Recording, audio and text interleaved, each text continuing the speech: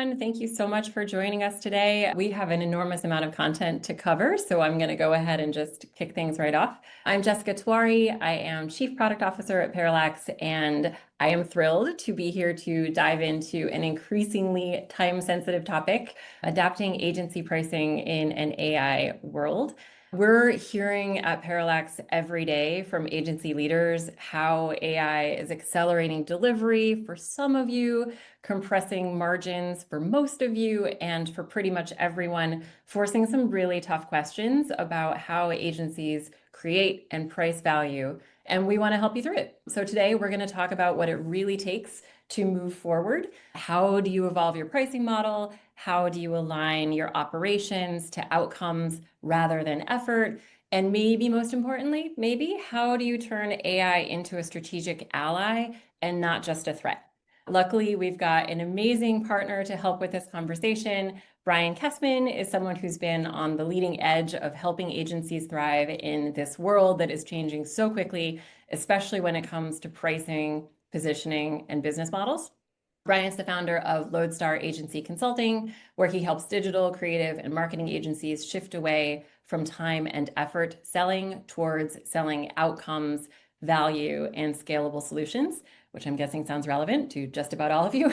He's known for cutting through the noise with real frameworks. He's got experience-driven insights. And if you've read his writing or heard him speak, he's got a knack for making fraught topics like value-based pricing feel both clear and doable. So whether you are still billing exclusively by the hour, or you're experimenting with tiered pricing, or you're just trying to figure out how to stay ahead of AI-driven change, I think Brian's a great person to learn from. And with that, I think we should just dive right in. Brian, if you don't mind, let's start with the big picture. What do you think is breaking in the agency business model right now, and how do you see AI accelerating that shift? Yeah, great question to start with. But first, I want to thank you for such a kind introduction. That was very thorough and very kind of you. And thank you, everybody, for joining us as well. Thanks, Jessica, for having me here. To answer your question, what we're seeing, I think, is that AI is exposing the fundamental misalignment between the value that agencies provide and how they've been charging for it for so long. When you price based on time and effort, faster delivery should, of course, mean lower fees, right, with AI's impact. And it's the logical outcome of the effort-based pricing model that we're using. And clients, they're not wrong to ask for it. AI is just making that calculation, I think, pretty impossible to tolerate and giving procurement a lot more leverage. But what we're seeing is it's a really a problem for agencies that are still selling their expertise in the same way as their competitors. And what I mean by that, as a menu of capabilities and services with custom scopes for every project. Because what's happening is that structure makes it easy for buyers to compare the firms and to negotiate down fees. The custom scopes drive up overhead, they increase the risk of rework, and they prevent scalability. And it positions these firms more as a vendor rather than a strategic partner, and grossly undervalues the expertise they're actually bringing to the table, which of course we see in their margins. And it just forces the cycle that to grow agencies, they have to bill more hours if they're using billable time, right? And so that just means more work, more overhead, or headcount rather, and more complexity, and ultimately leading to a lot of the burnout that we see in the industry. And so many firms, what I say is they're really scaling busyness and not value, and AI is accelerating that crisis and really making that traditional or legacy model unsustainable. But bottom line, it's forcing a much bigger question, which is that if we can't price based on effort or time, then what are we really selling now? Absolutely. And actually, that's a fantastic segue into the next question. It's been almost amusing. I think folks are carrying an enormous amount of baggage around the concept of value-based pricing. And for today's purposes, I'm defining that as just the broad umbrella of setting your prices based on anything other than the effort that it took to deliver the project. That's a lot of options.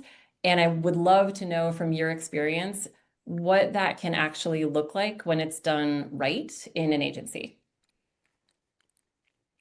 Yeah, so what you were describing is that umbrella. I like to use the term more of value-led or value-aligned. It's a catch-all for any model that's just not tied to effort or time. And so under that umbrella, first, there are a few common models that we're seeing agencies use. And so there's output-based pricing, which is really fixed fees tied to deliverables, which we're seeing is most common. Outcome-based pricing is tying fees to the business result. Performance-based is really more about setting compensation based on specific KPIs. So the greater the performance, the greater the upside or the payoff. But then value-based pricing, which is often complicated to execute, is more strategic. It's really based on the percentage of value to the client, not the inputs or the results alone. There's an example.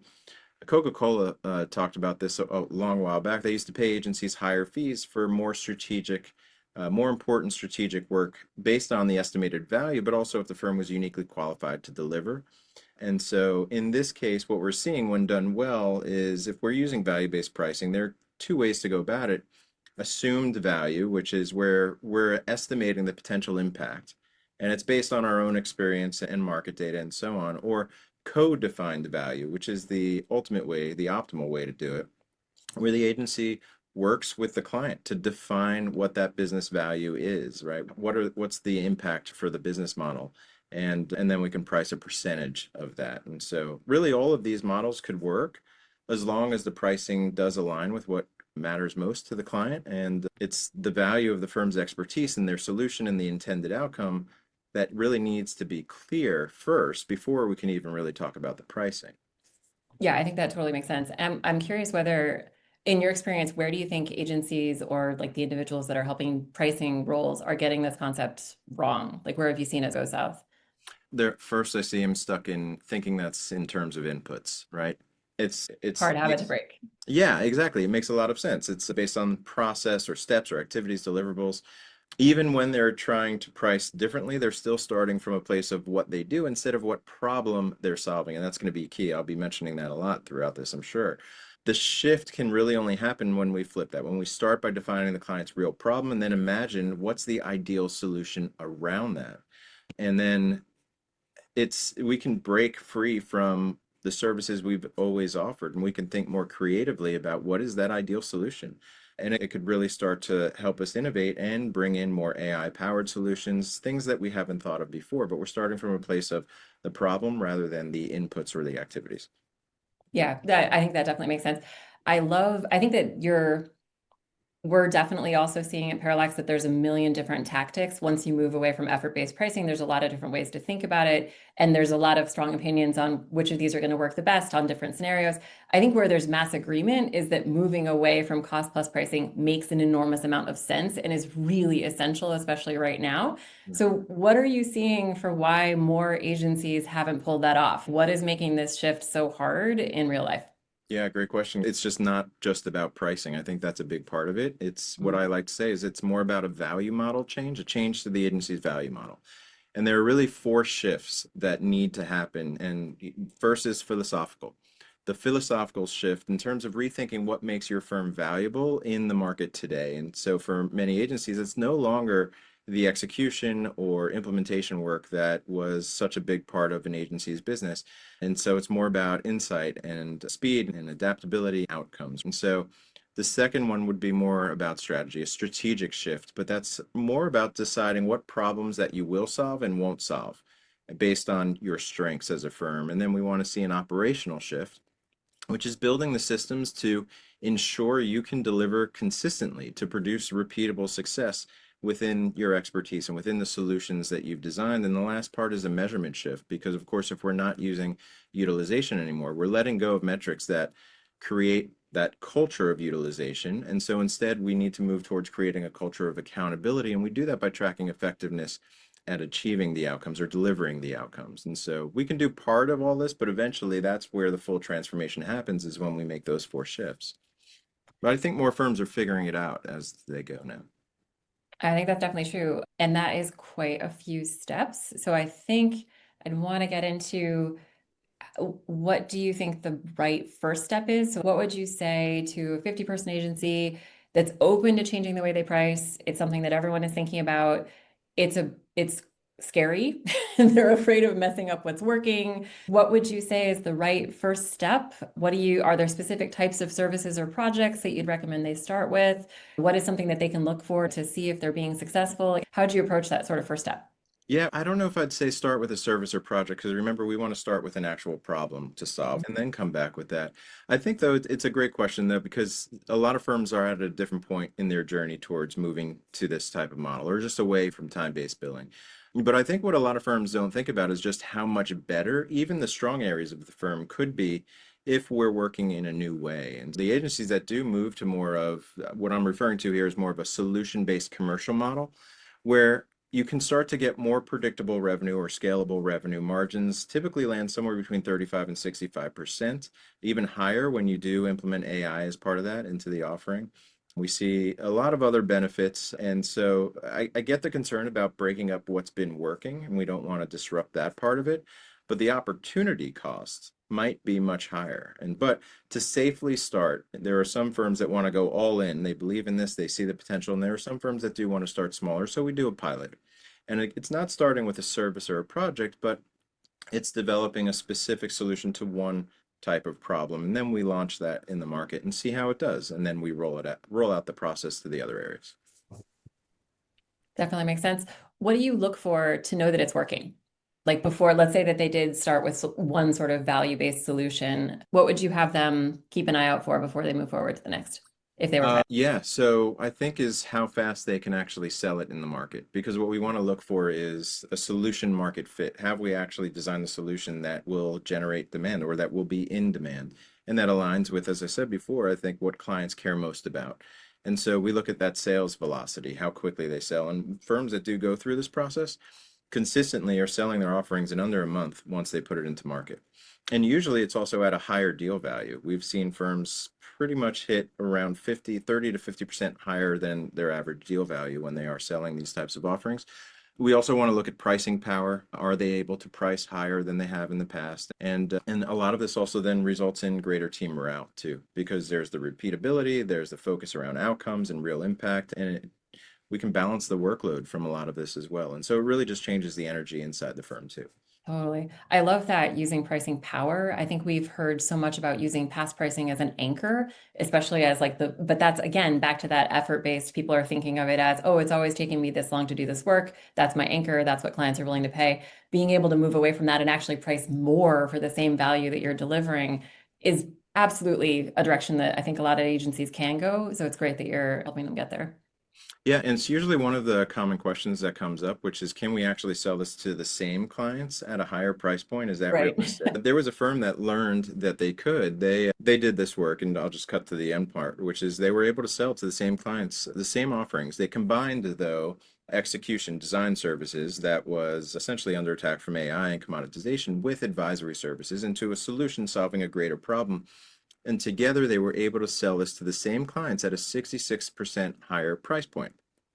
Same clients, no new team members, no new services, just same stuff, just structured differently, modeled differently, and priced differently. And so there's a lot of gains. They're projecting, I think last I looked, it was somewhere between 650 to 1.5 million in new income alone, just from this change. And that was a Fantastic. pilot for them. And so it was a larger organization, but that was a pilot. So you can imagine when they roll it out to the rest. Oh, totally. Yeah, that's great. One of the things that you mentioned that I think is worth going back to is that there's a lot beyond pricing. It's interesting that we're starting this series with pricing because it's a little bit downstream. There's a lot beyond pricing that has to change for agencies to thrive with these new models. I would love to hear how you think that they should be thinking about positioning and offerings, and specifically, how are you helping agencies figure out what problems they solve best? If this is the first time that they've thought about the work that they deliver in this way and not just based on how much work it takes them to get it done. Yeah, great questions. There, I knew you were going to ask this, so I sent. If there's a graphic, if you're able to pull it up, I think it really speaks to some of this because it illustrates the value model, and that's what we're talking about.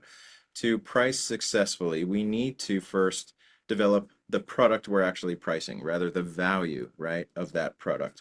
And then to do that effectively, we need to lay the foundation through our value proposition or through our positioning. And so really starting at the beginning, and it's okay, maybe some firms already have strong positioning. They know who their best fit clients are, and that's fine, that's great. They can start from the product part where we're designing the solution-based commercial model. But we do need to start from a place of who are our best fit clients.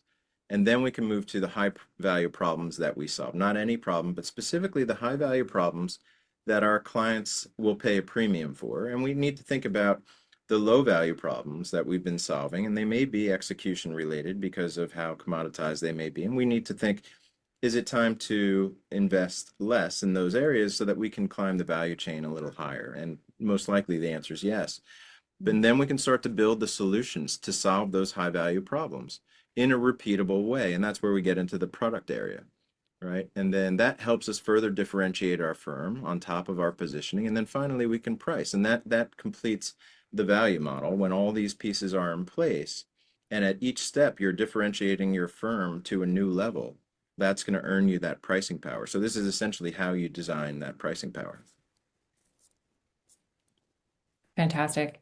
How are you finding agencies thinking strategically about this? So one of the things that you mentioned is you got to figure out which of the prior packages that you've delivered or the prior ways that you stitched together your skills into products are relevant in this market and which ones are a little bit less relevant, which things should you prune, which things should you go after. How are you helping firms think about this sort of not defensively, but strategically? So there's a key exercise of the process, and it's the solution strategy session. And so we workshop it, and there's specific exercises we go through to basically map out all of the different problems that the agency is uniquely qualified to solve. But it can't be at a generic or vague level. We need to go deep into defining the specific problems that a client might be struggling with. So it's not we want to expand market share, but it might be we need to align our leadership team and give them the confidence to believe that we can be successful in this market. And that's just one dimension of that larger problem. And when you start to snap those different problems together, you can imagine the different offerings that the agency is qualified to deliver, but just hasn't thought about at that level, perhaps. And so there's Yeah. a different type of offering that we can put together, and that's more strategic, more about alignment. And so we go through this and we outline all of these problems. And then we need to map them to the value chain, which is at different points of the value chain as work goes from concept to completion. Clients typically see the strategy and the optimization pieces at higher ends of higher value. That's their perception, and execution at the lower end of the value chain or the lower part of it. And so when we map the problems to the different parts of the value chain or even different stages of growth and what that means to the client, then we can start to rule out which ones will have the highest impact versus lowest. But then we also need to think about internally which ones require the greatest amount of effort versus the least so that we can have highest impact, least effort to deliver.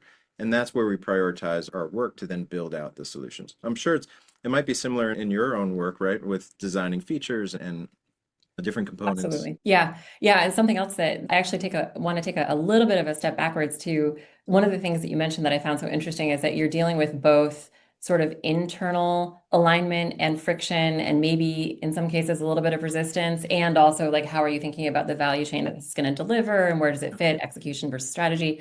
So just curious, are you seeing resistance to this sort of work, to these sorts of changes? And where do you see that most typically? Is it more from a leadership level, from the execution teams, or is this just like people are open to it, no resistance, just looking to see how?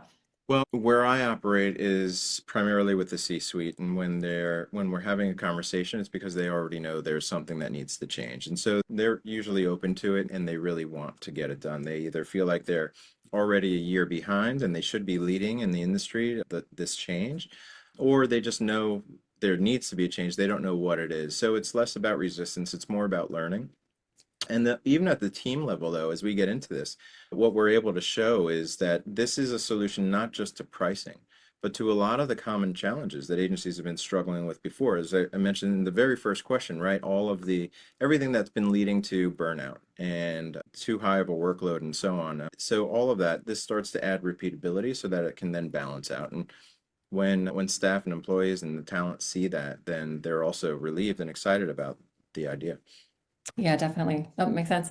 Speaking of things that sometimes can cause resistance, and hopefully we can find a way around it, one of the things that I loved about what you've done, your work, is that it has a theme of AI as an ally and not as a destructive force. I know that Parallax is seeing a lot of opportunities for AI to be incredibly helpful, both on the agency sales side and on the operations side, but it's hard to break through the fear of change and sort of the disruption that it's causing. So I'm curious how you're seeing agencies using AI to enhance pricing and delivery models versus as a something to be reckoned with, but not necessarily taken advantage of. Yeah, so we're seeing a lot of firms now get over the initial wave of let's use AI for efficiency, let's use it to automate tasks, and now how can we use it to create more value? And so we're seeing now some firms come forward with a hybrid of an AI powered solution with a human powered type of solution, right? People powered Yep, yep. versus, and then some that are just AI alone that they need to now figure out how do we price that? Is it usage? Is it license? Is it seats? And a lot of those models don't really work or wouldn't be ideal these days because in theory you need actually less seats to do the work with AI. And so we've Right. shifted to also outcome-based type of pricing for even the AI-based products. So to answer your question, yes, we are seeing firms start to do that, but in different ways. I think there's a lot of interesting tools out there, different examples of firms that have done this. Fantasy is one that comes to mind where they had AI personas that you can use. And so it's a product that they put out there to either help with customer research through these virtual personas. There's a content agency called Newfangled that has put out a tool called Magnolia, which is really to help strategists with their shorten the time that goes into the planning work. And so a number of different tools. There's a lot of interesting things happening in the space. For sure. How do you talk to teams that are feeling threatened by it, not quite embracing it yet? So I think it goes to the question I think just before that. We don't really see a lot of that at the team level because we're working more with the leadership group, but in some situations we do help teams, agencies form an AI council so that they can adopt AI. And in that process, we do survey the staff so that we can uncover those pockets of concern. Mm. And once we do, we're able to bring those people into the fold to make sure that they have a voice and are heard and are participating in creating the direction of the council. But a key step is going to be asking them to participate in defining the principles that the firm will use to make decisions about AI adoption. And that's one way to directly confront that. And they have a shared sense of ownership over that and also can contribute to the direction. Absolutely. No, that makes a lot of sense. Totally leading the witness here, but I know that you've done some interesting stuff, and I'm curious whether you've seen smart examples of agencies using AI in their pricing or scoping process internally, not so much as a product to help with the deliverables. Yeah, so it's something that we do advise to try and do, and but you have to build up enough data where that can be a useful use of it, at least in the way that I'm thinking about it. One of the things that you can do, so just for an example, like as we create these repeatable solutions, Mhm. and each solution has either different product components or different tiers, scope and pricing options. But this becomes your database of the things that you can offer. And over time, you can compare that with the types of clients that are buying these different offerings. So that could be size, that could be category, maturity. And now you can see what do similar types of clients often purchase, which Mhm. solutions and at which tier or price point. And that just helps you continually make sure that you're maintaining your market fit and that you can identify any underpriced solutions because some of that data will tell you not just if you're losing deals, maybe to a high price, but that you're underpricing in certain areas too. And so when you gather enough data in that area, then that certainly helps with your pricing.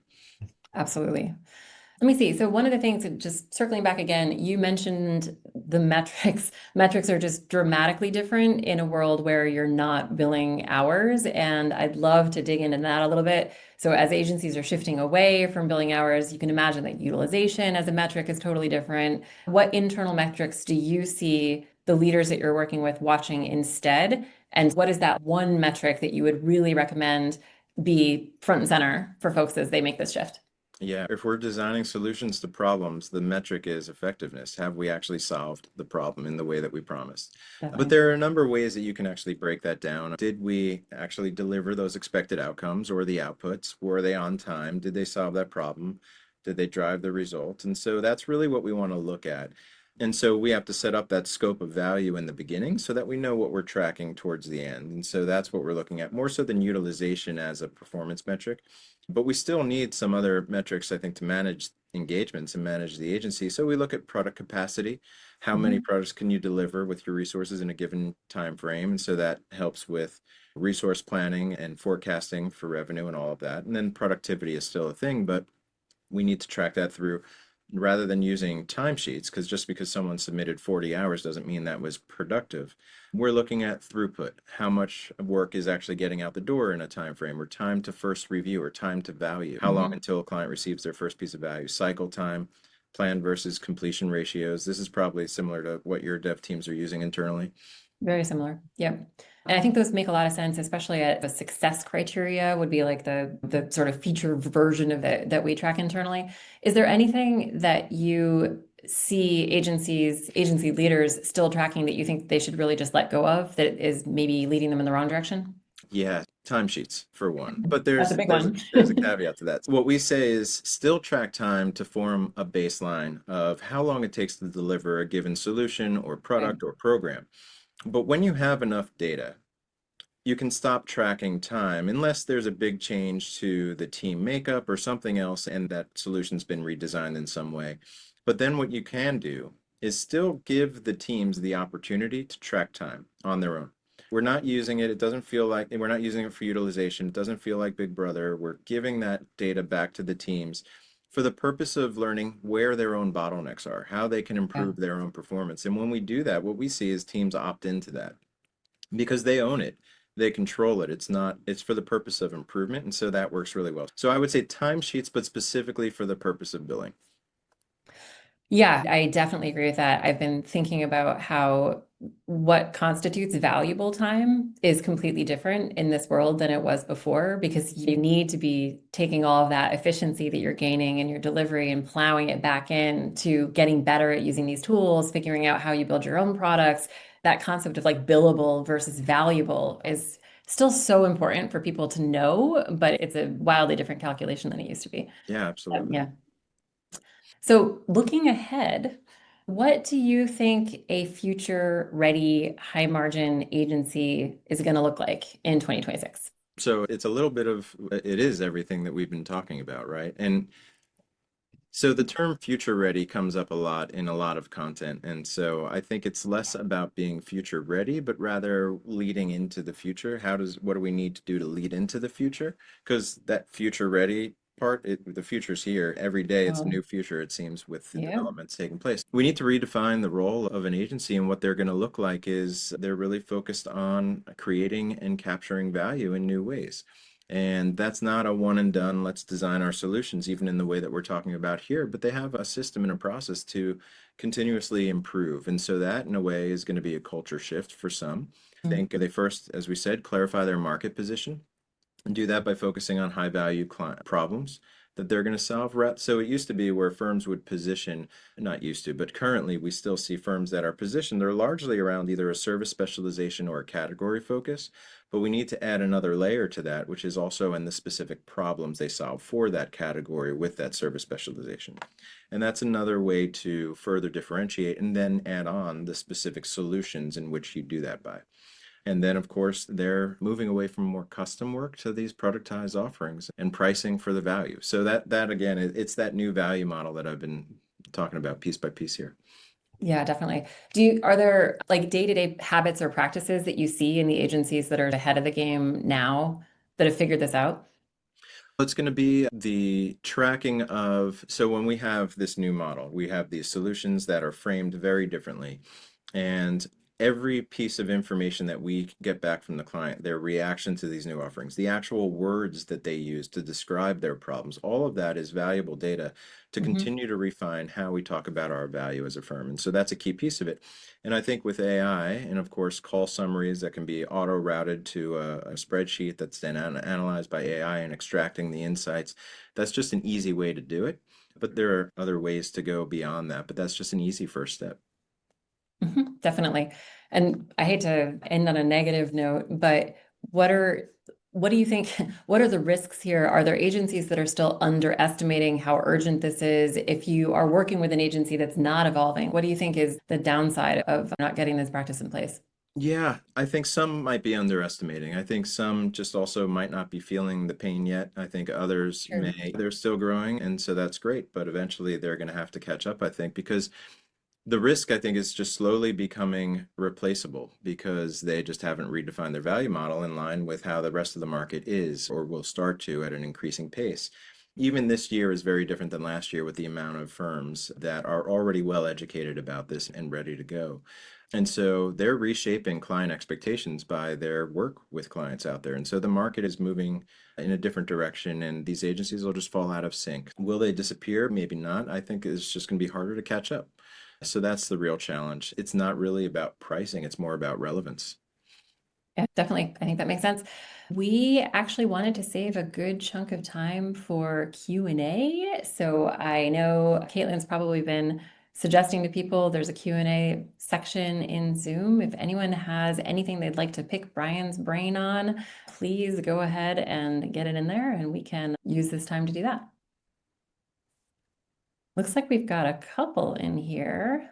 Okay.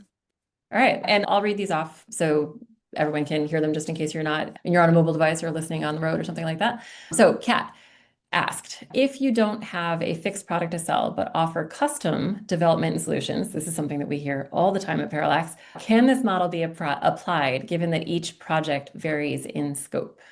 Yes, that's usually where this conversation starts. We have custom solutions, every client is different. We don't want to move away from the white glove service or the high touch service that we provide because that's how we define our value. Now, they don't normally say that's how we define our value, but I get that is what they're using as their value proposition. They feel like the custom scopes is what makes them valuable.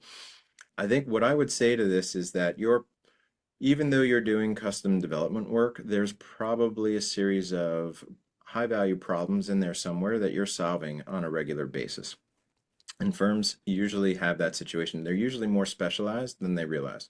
There's usually more repeatable opportunities in there than you may realize. And it's taking a step back and doing the work we've been talking about to start to uncover that. You may still need some variation of custom work, but at least we'd be starting with baseline offerings that then you can choose the right add-ons to customize it. And so we balance flexibility for clients with repeatability for the agency. And it's not that everything is, we're not talking about productized services, which is cookie cutter stuff. We're talking about productized value. And we just figure out what the right balance is. So there's more to Yeah. say there, but I want to give other questions a chance. Oh, I do. I love that though, because I think there's definitely this, it's a very prevalent idea that we hear at Parallax all the time that as soon as you start to compartmentalize anything, your only value is that you are understanding each individual customer and doing each little bespoke thing separately for all of them. And I absolutely think that you can be a very personalized, like bespoke solution that addresses their value because everyone's got a slightly different need, but that doesn't mean that it's a totally unique snowflake every single time. Yeah. Love that. Thank you so much. Melissa has a question. How do you sell value-based pricing when a client does not have a predefined scope of work? For example, a complete product redesign where the client's figuring out requirements and priorities as they go. That sounds fun. And wants to hire design services on retainer. I think one of the first steps is getting a better control on that type of process with the client, and that may not be an ideal client. If every single client is like that, Yep. then we need to think about that model a little deeper. But my hunch is that there's going to be some clients that are not like that. And maybe I'm hoping this is a one-off for you because that sounds like a very difficult situation to be in. So Melissa, I hope it's just a one-off. If not, then I don't know, then contact me and maybe we can talk through it and see if I could help you. Yeah, one of the things that we've been running into at Parallax also is that there's never, I think it's probably unrealistic to think that for every agency, every project is going to fit this there may be this one client or this long-term client or this weird situation where you can't approach it in exactly the same way. So it's important that you be able to support both of those. But yeah, if it's every single one, it does sound like it would be a little problematic. It's usually an indicator that we haven't defined our best fit client yet. I think if every client, this goes to the first question as well. If every client is different, we really need to define who we're best for, and then the rest follows. Definitely. Question from JJ about blended rates. I was curious about blended rates, though it sounds like the model you're recommending is more productized. So now I'm wondering if blended rates will be antiquated.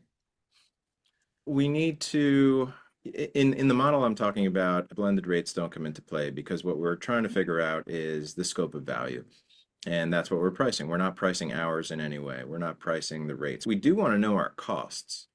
right? And so we still think about the cost to pay the people delivering the work or for the Arguably even more technology or important for now than it was before, I think. absolutely. But what we're pricing is either our estimation of the value of our impact, or we're co-creating those calculations with our clients, and that helps us arrive at a price.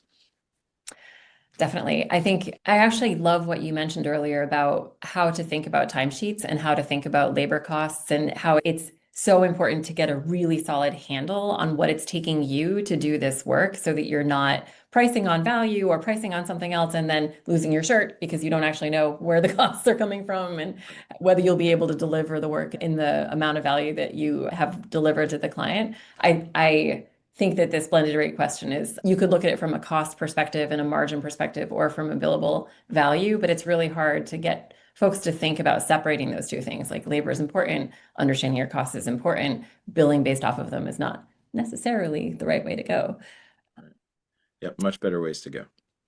Let me see. We've got anonymous. How do you baseline your value if each deal is unique? This feels similar to the other question that you answered, but worth going over because it's something that so many people are feeling about their agencies. Yeah. Are there tools or systems out there that we can start looking at today or even use AI to help us understand the deals and problems relative to the contextual customer bases requesting them? I love that. Yeah, so the data will be helpful, and if it's available within your walls, then it's certainly useful to look at. But I'll tell you, when we do positioning engagements, it's not really, the data is useful, but we also need to balance who's our best client and the type of work based on that data, but also aspirationally, where do we want to go as an agency? What's interesting to the agency? And with where the market is going, where do we need to be? So how do we need to rethink our firm in that way? So it's not just about the data. And that's why we get a group of people in the room to walk through some of this to try and figure out where are our strengths? Because again, not just the data, it's built also on our strengths. What are we naturally best at? What are we most interested in? And because there are going to be things that you're really great at as a firm, but there may not be consensus or enough consensus that we even like doing those things. But there's the Definitely. aspiration that comes into place. Where do we need to be? Where do we want to be? So it's not just data. Yep, for sure. I think it almost feels like a part of it is like a brand exercise where you're trying to figure out not just what you're good at, but also what's relevant, mirroring, like putting those two things together, figuring out the sliver in the middle that is the perfect place for you. And that basically is starting at that positioning point, the value prop. We have to define that first. Who, how, Yep. what, and why are we in business? All those questions. A question from Matt. If your agency has a large retainer client model where you're delivering products or solutions on a monthly basis, is there a way to track time to value on an ongoing basis? Yes. So the way that we define time to value is from the time that a client makes their first request and the time that they receive, let's just say, a piece of work that they can review. That's the first step of value. And that helps. And the better we can shorten that time frame, then the faster it feels to them that you're working and that the progress of the project is moving along. That's just one example of time to value. I think you have to define what value means to your clients and your situation with what you're delivering. And then we can look at time to value at those different pieces. Yeah, I think there's so much confusion about your fee structure versus the value you're delivering and like when you bill, what you bill. Those currently feel very disconnected. And I think in these new worlds, they're a little bit more tightly shackled together, which is probably a good thing for both parties. Let me see. Okay, Sarah Fisher. Any recommendations for making the transition to UI or to AI in delivering a service or product offered to a current client? So this gets to your earlier challenge of like, how do you introduce this stuff? New clients are one thing. Current clients might be a slightly more difficult hill to climb. It seems easier to roll this out with new clients, but what about rolling out the use of AI with current client work that may already be on a current contract with a longer engagement? So the thing that I heard that was problematic in that question is delivering a service. If you're delivering a service that uses AI, then we can deliver that service faster, or Right. it's just the service of design or the service of development or the service that can be easily compared to any other agency selling that same service. Or even brought in-house. Or even brought in-house, absolutely. And if you're able to do it with AI, then it's a matter of time until your client figures out we could also do this with AI. And so build that into under the umbrella of a larger problem or solution. Because this was the example I gave earlier, right? When we packaged advisory with execution in the name of solving a specific problem, the client was buying the solution. They weren't Totally. buying the services. So that's what I would advise trying to do. Definitely makes sense. How do you keep delivery teams? Also, thank you for just rolling with all these. They're all different, but No, these are great questions. how do you keep delivery teams from over-promising when pricing is no longer time-based? In So general, when it is time-based, there's still, this is a problem today. How do you it's keep true. delivery teams from over-promising? Yeah, so it is, yeah, it's a learning curve for everybody when we shift to this model. Let me give you an example using account-facing leaders that are working with clients. When we develop these repeatable solutions, this is going to be the starting point, and then there's a point where there's a scope change. That's the next piece I'll talk about. The starting point is the repeatable solutions. We usually come out with a grid of around 9 different solutions, and your account-facing people or delivery teams can map out the right discovery questions at the upfront to map to the right solutions or the right products that you're going to then deliver. So that's one piece that enables them to do that really effectively to then snap together the right modules of value or the right products to deliver on a solution. So that's how we build the first scope. And then we have to figure out what's the value so that we can price. That's another part of that. But midway through a project, if there's a scope change, that's usually a problem because that's where we see teams revert back to time-based thinking. Oh, we can make this change. It'll be 10 extra hours at this price point. But what we need to do is fold that in underneath some sort of an add-on package that we design. And it depends. What we discover is that there's a pattern of these types of scope changes. Because now we have this repeatability, we can also uncover other patterns related to those offerings. And so we can now start to create these packaged add-ons. Oh, you want this thing, you can buy a package of whatever it may be that includes that and some other things, but it's a problem they're trying to solve most likely that you can bundle that under. I hope that helps. I think I might have went off on a different tangent there from over promising. Again, that's the bundle, That's right? related. Yeah, the pattern. If we can figure out what those patterns are, that's one way to do that. But we also give a sheet for FAQs. So teams are ready to respond and trained on how to field these types of questions so they know where the stopping point is. Yeah, I think that having the right talking points at the right time is such a new muscle in getting into all of this like non-effort based pricing and how you deal with scope change. The other thing that I love about that sort of packaging up what commonly creates scope creep, what commonly creates those need for change orders. Now that you've got that package, you've got the ability to go back to your existing customers that might also want something like that. You're thinking about it as additional value that you're delivering. It's Right. no longer scope creep, it's a new offering that you have that you can sell to others as well. So it That's seems exactly right. pretty powerful. Yeah, there's a flip side to that question, which is not about scope creep or over promising, but how do you also empower your client facing people to propose new things? This is exactly what you Absolutely. just said, right? And so you have these repeatable offerings they can propose with a plus or minus price deviation that they're allowed to make. And so you'll see faster organic growth in that way. If they need to come to somebody leadership because they're going beyond the pricing deviation you allowed, then fine. But it also reduces the time that leadership needs to be involved in some of these scoping and pricing conversations as well. Definitely. Another question for Brian. Okay, when you start a consulting engagement with an agency, how ready do you typically see agencies in terms of having their past service offerings organized? Oh my goodness, Parallax has this challenge all the time. Such a powerful concept of having these past service offerings, not actually services, offerings bundled nicely, meaning to the point where you really know what the typical costs are for a repeatable type of work. Man, that's a great question. It doesn't matter. In fact, if they've already done this work, we can probably borrow from it a little bit. At least the thinking is there. But we want to get away from thinking in terms of services as our starting point. We want to, again, once we define the problem, then we can envision what is the ideal solution. And it may not be the services that you've organized in the way that you're describing. So we want to start from a new place. We want to start from the place of we have this unique expertise. We're uniquely qualified to solve a set of problems that our clients are really looking for, but only the high value ones.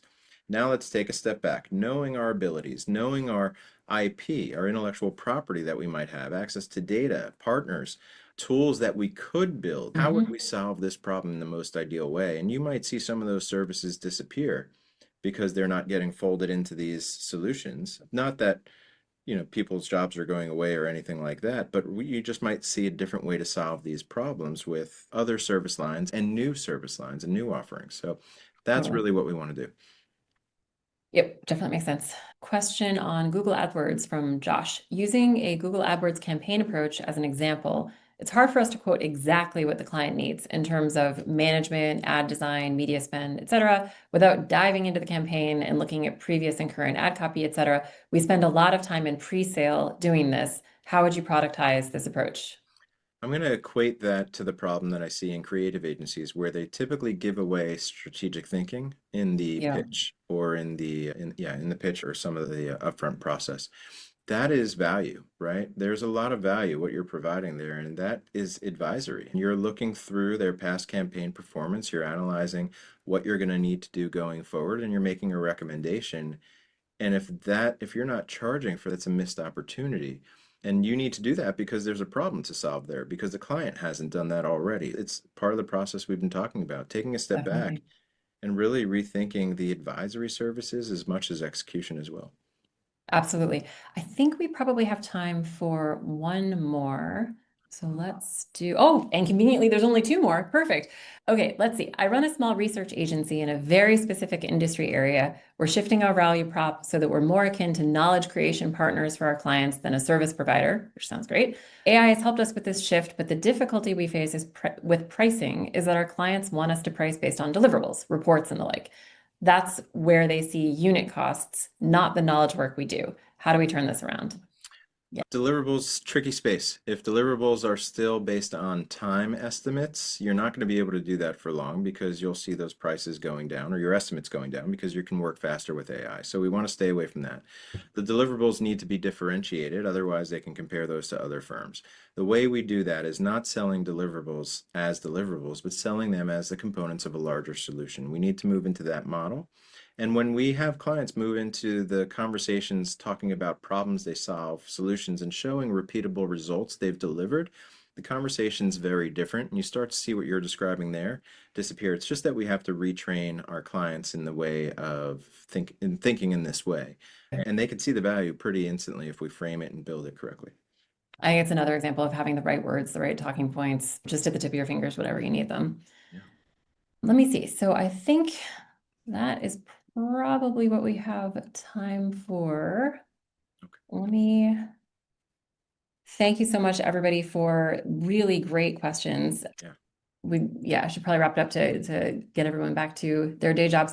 Thank you, Brian. Those were really Of course. actionable insights, and it was a wide variety as well. Everything from pricing models are under pressure, new metrics that matter, what it takes to move away, how you should think about a lot of the packaging that needs to happen. I think that one takeaway that I am taking from this session is that this is not what you said, the future's already here, right? Like the future agency isn't just faster, it's aligned around client outcomes, it's focused, and the agencies are already making this shift or already along the path, and that there are people and tools that can help you get there. So I think that's a really nice, reassuring thought for those of us that are not all the way along the path yet. Want to say if you have any questions that you want to dig into further, I know we have a few more that we didn't get to with Brian, or if you're curious about how Parallax is building agent tools to help people move past cost plus base pricing, please reach out. We'd love to chat. And this has been fantastic. We've got another, I think, 6 or 7. This is a very time sensitive. There's a lot of urgency behind these challenges. So we've got another whole webinar series related to them, and we hope some of you can join us there as well. So thank you so much, Brian. Really appreciate this. It's been very insightful. Thanks for your time. Thanks for having me. Thanks, everyone. Take care.